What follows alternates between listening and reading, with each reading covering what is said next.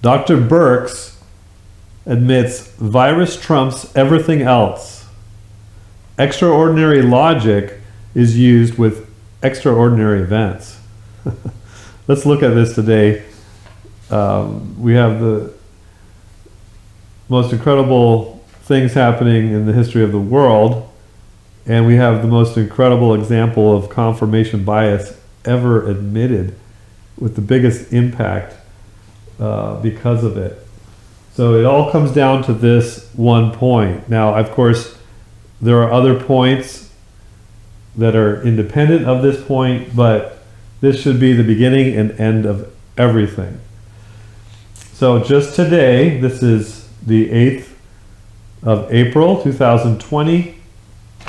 We have this as even published by Fox News.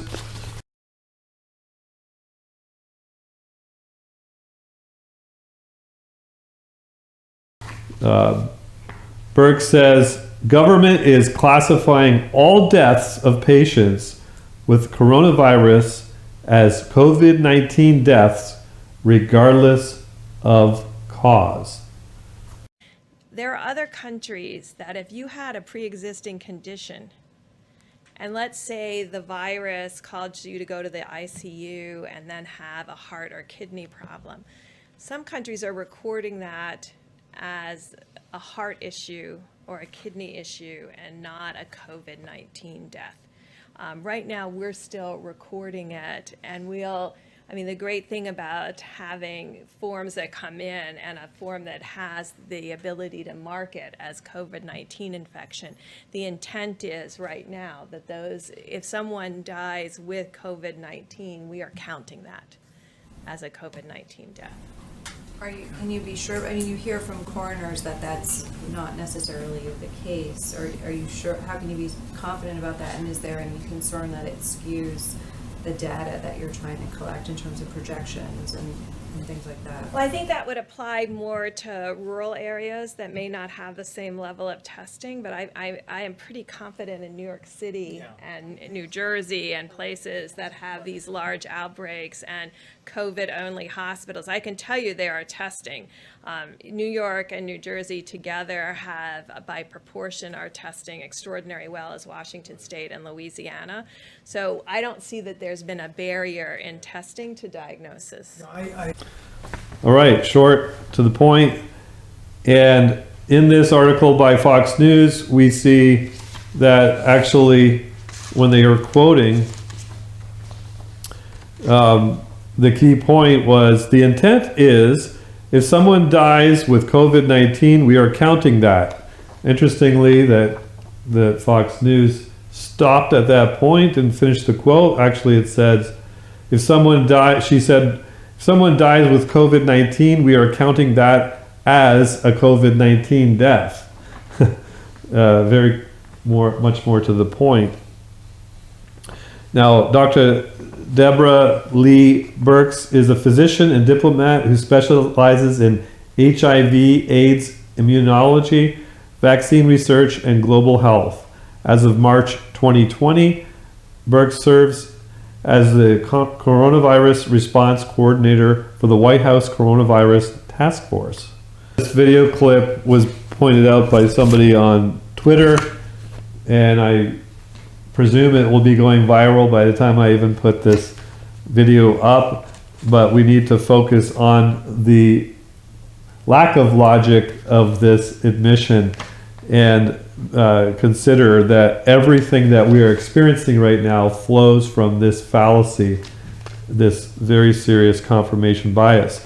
So I was pointing this out already, and this quote just summed it up, said it like it is, and I'm glad that it finally came out. Interestingly, all the major evil things that are done in this world seem to be published ahead of time or admitted somewhere or another if we are just bothered to pay attention. So last week I decided to look up, I did the video on statistical fallacies, and this is part of that which I started mentioning after I did that video. So I went to the CDC and found their statistics for the last year that they've listed, the leading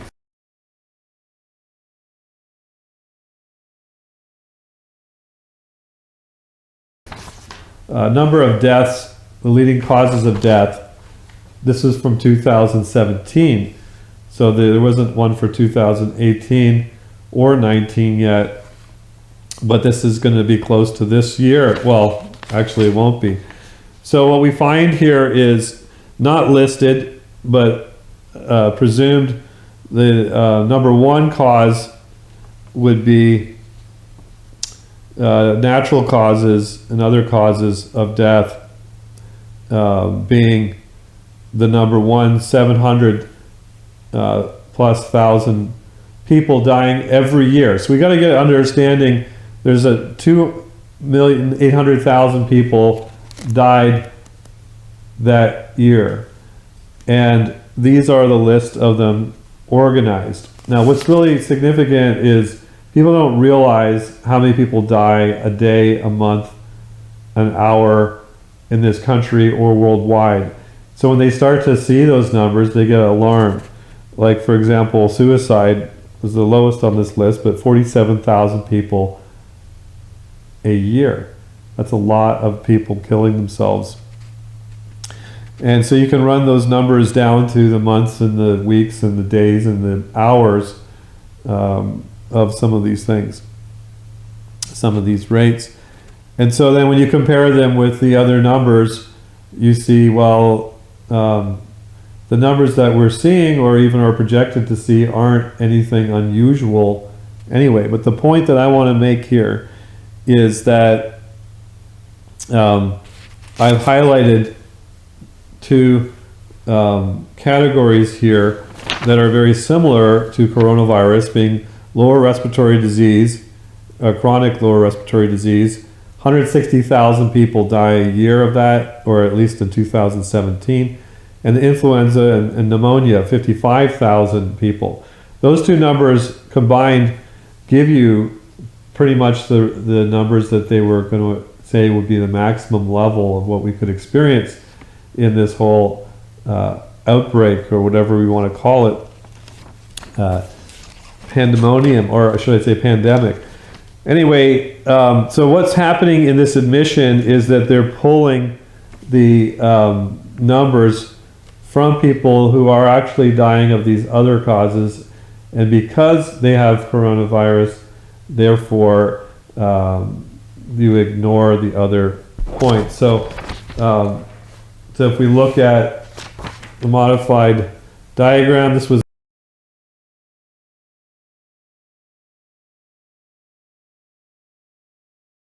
my flow chart, or my pie chart that I made, and listed the numbers that are published as in these links here that you'll see. Anyway, so let's cross that out and say, all other or real causes of death to be ignored if person dies while COVID-19 positive. That's the way you got to see it now. That by admission, she says that that's what they're doing here. So those numbers are completely misleading to everybody who's thinking that people actually died of this. She admits there, and then the quotation is also in the Fox News article, that there would have to be, to determine any one of those numbers, you'd have to actually have an autopsy and make a determination. Now, when you think about it, when somebody is filled with all sorts of diseases, and for example, in this chart here, where I say COVID-19 trumps everything else, that's what she's saying here.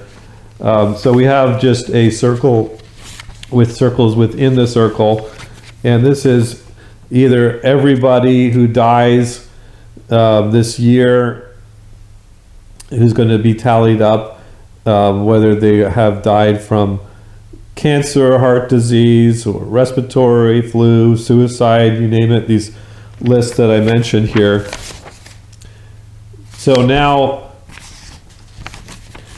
somebody who dies of any of these things as the obvious cause, the predominant reason they're dying, but they happen to test positive by an arbitrary test that is completely baseless, then therefore they died of COVID-19. That's what she's saying, no matter what. We're telling anybody who has it. So it'd be one thing to make that a tally and say, okay, these people who died, they also had coronavirus. But to actually conclude that they died of that is a huge leap in logic, and it is the worst example that I've ever heard of confirmation bias, of leaping to a conclusion admittedly without evidence.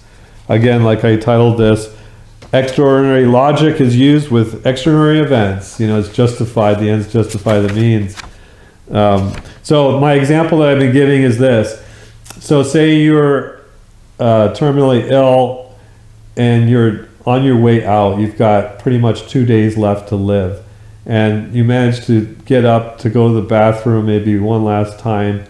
You stumble and you stub your toe. Your big toe hits something and it gets all black and blue. You go back to bed and 2 days later you die. Doctor comes in. Of course, this is how they have to make a subjective conclusion. What did they die from? Well, we determined, because of our confirmation bias, that they died from stubbing their toe, because they had the stubbed toe disease.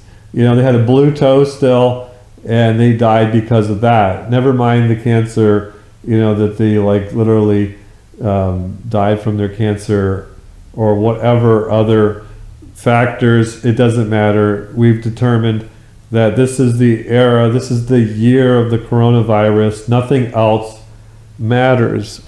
Everything else is to be ignored. This is a leap of logic like you've never seen before. And never mind that the testing needs justification for it. That's a whole different matter. This is an admission where they say it doesn't matter what else, we tally that up that way. So again, if you were to actually go back to the real numbers of everything, you would find that no matter what happens, whatever numbers are manipulated around, you're still going to find this relatively the same number of deaths. And when you actually look into things, if we were allowed to go outside and talk to people rather than trust everything through the digital world, then we would find that things don't add up in other particulars as well. But this point is not complicated. It should be understood by everybody what has just been admitted, and it should be of great concern that all of this pandemonium, all this hype and fear is based upon no science whatsoever, just complete confirmation bias. And again, there is no testing that actually fulfills scientific requirements.